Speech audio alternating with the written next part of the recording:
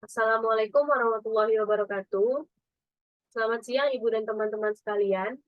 Perkenalkan kami dari kelompok 1 mata kuliah pembelajaran biologi inovatif.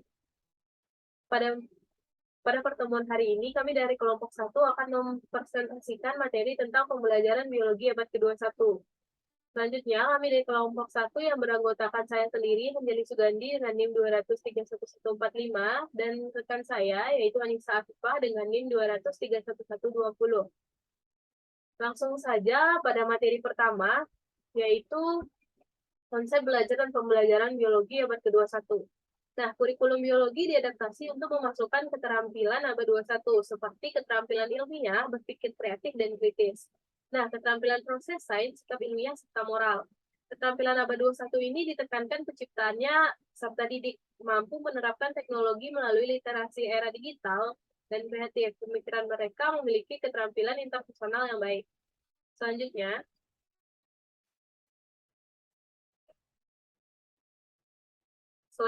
yaitu ciri-ciri pembelajaran biologi abad 21. Nah, yang pertama yaitu ada critical thinking atau berpikir kritis. Maksudnya di sini yaitu kemampuan peserta didik dalam berpikir kritis berupa bernalar, mengungkapkan, menganalisis, dan menyelesaikan masalah. Di era reformasi ini, critical thinking juga digunakan untuk menangkal dan memfilter paham radikal yang dianggap tidak masuk akal. Kemampuan berpikir kritis ini biasanya diawali dengan kemampuan seseorang mengkritisi berbagai fenomena yang terjadi di sekitarnya.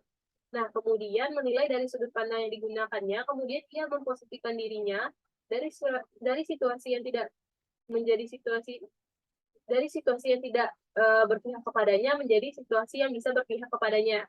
Nah, yang kedua yaitu ada communication atau komunikasi, yaitu bentuk nyata dari keberhasilan pendidik dengan adanya komunikasi yang baik dari para pelaku pendidikan demi peningkatan kualitas pendidik.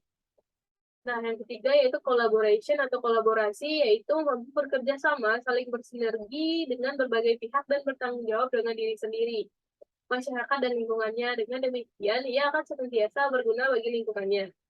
Yang keempat ada creativity atau kreativitas. Nah, yaitu kemampuan untuk menghasilkan sesuatu yang baru. Kreativitas peserta didik perlu diasah setiap hari agar menghasilkan terobosan atau inovasi baru bagi dunia pendidikan. Kreativitas ini membekali seorang peserta didik memiliki daya saing dan memberikan sejumlah peluang baginya untuk dapat memenuhi segala kebutuhan hidupnya.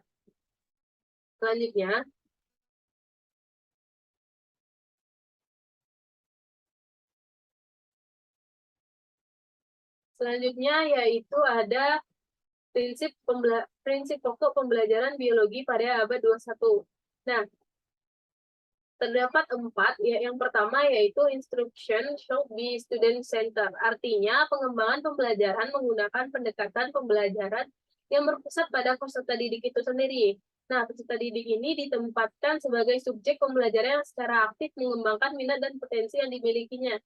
Peserta didik ini tidak lagi dituntut untuk mendengarkan atau menghafal materi pembelajaran yang diberikan pendidik, tetapi berupaya mengkonstruksi pengetahuan dan keterampilannya sesuai dengan kapasitas dan tingkat perkembangan berpikirnya, sambil diajak berkontribusi untuk memecahkan masalah-masalah nyata yang terjadi di masyarakat. Nah, yang kedua yaitu education should be collaborative, atau peserta didik harus diajarkan untuk bisa berkolaborasi dengan orang lain, berkolaborasi dengan orang-orang yang berbeda dalam latar budaya dan nilai-nilai yang dianutnya. Dalam mengenali informasi dan membangun makna, peserta didik perlu didorong untuk bisa berkolaborasi dengan teman-temannya di kelas. Dalam mengerjakan suatu proyek, peserta didik perlu dibelajarkan bagaimana menghargai kekuatan dan talenta setiap orang, serta bagaimana mengambil peran dalam menyesuaikan diri secara tepat dengan mereka. Yang ketiga yaitu learning should be context. Artinya, pembelajaran tidak akan banyak berarti jika tidak memberi dampak terhadap kehidupan peserta didik di luar sekolah. Oleh karena itu, materi pelajaran perlu dikaitkan dengan kehidupan sehari-hari peserta didik. Nah, peserta didik mengembangkan metode pembelajaran yang memungkinkan peserta didik terhubung dengan dunia nyata atau real world. Pendidik membantu peserta didik agar dapat menemukan nilai, makna, dan keyakinan atas apa yang sedang dipelajarinya, serta dapat mengaplikasikan dalam kehidupan sehari-harinya. Pendidik melakukan penilaian kinerja siswa yang dikaitkan dengan dunia nyata.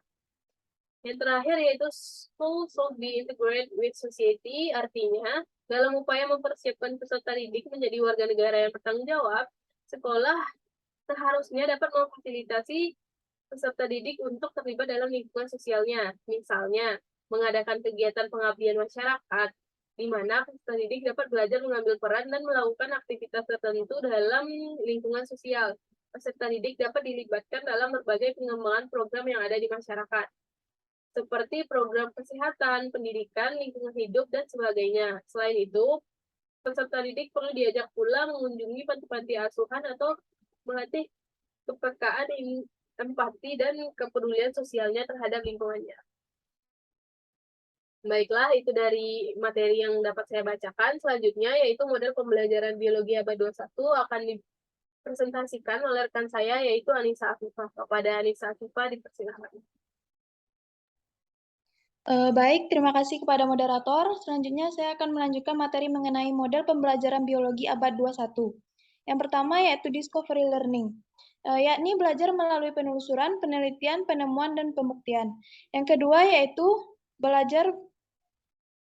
pembelajaran berbasis proyek. Proyek memiliki target tertentu dalam bentuk produk dan peserta didik merencanakan cara untuk mencapai target dengan dipandu oleh pertanyaan menantang. Yang ketiga yaitu belajar berdasarkan pengalaman sendiri, yakni belajar dengan inisiatif sendiri.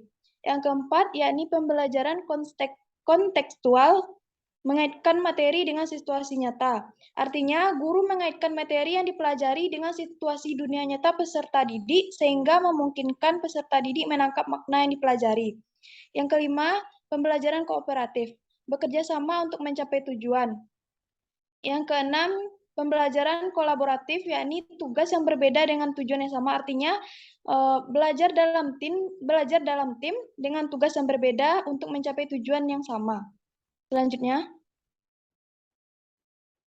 yakni peran guru dalam pembelajaran biologi abad 21.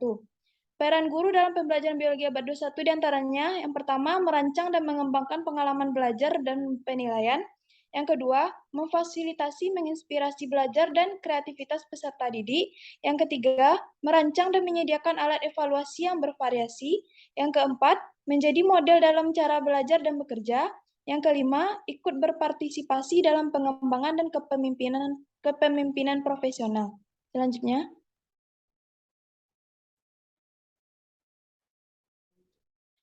kompetensi dan keterampilan abad 21 yang harus dimiliki siswa. Di antaranya yang pertama yaitu berpikir kreatif atau creative thinking. Artinya upaya untuk menghubungkan benda-benda atau gagasan-gagasan yang sebelumnya tidak berhubungan. Yang kedua yaitu berpikir kritis dan pemecahan masalah atau critical thinking and problem solving. Maksudnya yaitu cara berpikir manusia untuk merespons seseorang dengan menganalisis fakta untuk membentuk penilaian. Subjeknya bersifat kompleks. Yang ketiga yaitu berkomunikasi atau communication. Maksudnya proses ketika seseorang atau beberapa orang atau kelompok organisasi dan masyarakat menciptakan dan menggunakan informasi agar terhubung dengan lingkungan dan orang lain. Yang keempat, berkolaborasi atau collaboration atau biasa disebut dengan 4C. Maksudnya yakni proses bekerja sama untuk menelurkan gagasan atau ide dan menyelesaikan masalah secara bersama-sama menuju visi bersama. Sekian dari saya, dikembalikan kepada moderator.